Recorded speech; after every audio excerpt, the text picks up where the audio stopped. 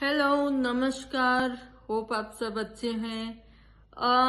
तो मैं फिर से आपके सामने हूँ एक नया टॉपिक लेके।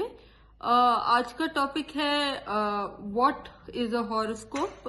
जो एक वैदिक हॉरोस्कोप होता है वो एग्जैक्टली है क्या, आज हम ये समझने की कोशिश करेंगे। तो कितनी बार ऐसा होता है कि at least in India it is very very common practice कि जब एक बच्चा बॉर्न होता है तो उसके पेरेंट्स या घर के बड़े उसकी बर्थ डिटेल्स लेके, that is time of birth, date of birth and place of birth लेके जनरली किसी फैमिली पंडित या एस्ट्रोलॉजर के पास जाते हैं टू नो कि भाई मेरा बच्चा आगे कैसा करेगा, उसका लाइफ पाथ कैसा होगा, एजुकेशन कैसी रहेगी, शादी कैसी होगी, करियर कैसा रहेगा, कितने पैसे कमाएगा, वगैरह वगैरह। हर कोई उत्सुक रहता है ये जानने के लिए कि किस तरीके की लाइफ होगी उस नए बच्चे की या किसी भी फैमिली मेंबर की, तो उस पॉइंट पे पहुंचने के लिए, उस नतीजे पे पहुंचने के लिए क्या होता है कि जो एस्ट्रोलॉजर्स होते हैं दे मेक सर्टेन कैलकुलेशंस, और उन कैलकुलेशंस के बेसिस पे वो बेसिकली जो 9 ग्रह हैं हमारे और जो 12 राशियां हैं, जो कुंडली के 12 भाव हैं, उन सबको एनालाइज करने के बाद वो उस पर्टिकुलर टाइम पीरियड पे एक मैप जॉट डाउन करते हैं। वो स्काई में जो प्लैनेटरी पोजीशंस हैं उनका एक मैप वो बनाते हैं, और उस एक पर्टिकुलर फॉर्मेट में बने हुए मैप को हम हॉरोस्कोप कहते हैं।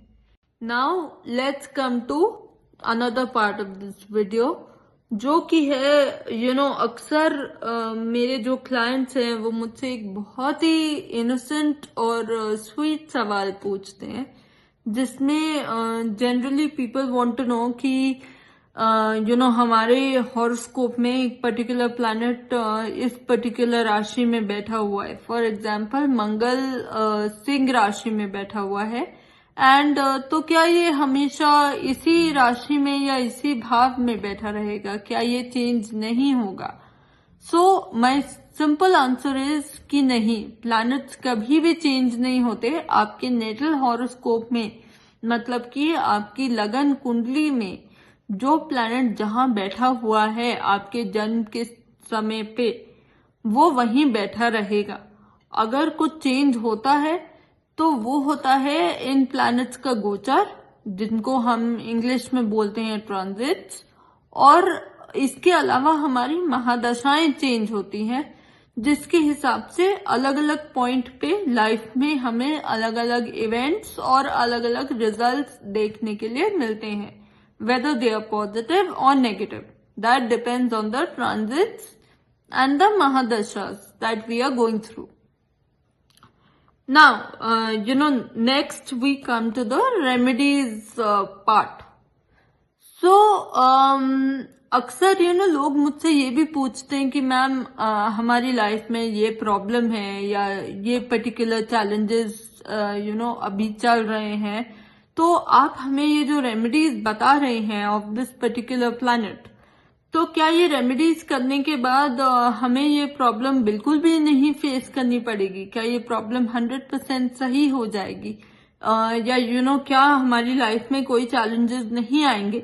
तो मेरा आंसर है कि नहीं, ऐसा नहीं होता है कि रेमेडीज करके आपकी प्रॉब्लम 100% चली जाएगी या खत्म हो जाएगी या चैलेंजेस आपकी लाइफ में नहीं आएंगे।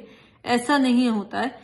व्हाट एग्जैक्टली हैपेंस इज, आप इसको ऐसे समझिए कि अगर बारिश हो रही है और आपके पास छाता नहीं है तो आप 100% भीगेंगे, राइट? बट अगर आपके पास अम्ब्रेला है, अगर छाता है आपके पास, तो आप खुद को 50 to 60% बचा सकते हैं भीगने से। तो ये जो एस्ट्रोलॉजिकल रेमेडीज मैं आप लोगों को बताती हूँ, ये एग्जैक्टली आपके लिए एक छाते का काम करते हैं, एक अम्ब्रेला का काम करते हैं, वेर इन अगर एक पर्टिकुलर प्लैनेट के आप रेमेडीज कर रहे हैं उसके टाइम पीरियड में, तो डेफिनेटली वो प्रॉब्लम आएगी आपके सामने, क्योंकि उस प्लैनेट को आपको उस प्रॉब्लम से रिलेटेड चैलेंजेस देने हैं, आपको वो पर्टिकुलर लेसन्स जो उस प्लैनेट से जुड़े हुए हैं इस लाइफ में, आपको वो लेसन सीखना जरूरी है, और इसीलिए वो प्लैनेट आपके सामने उस तरीके के चैलेंजेस लेके आता है।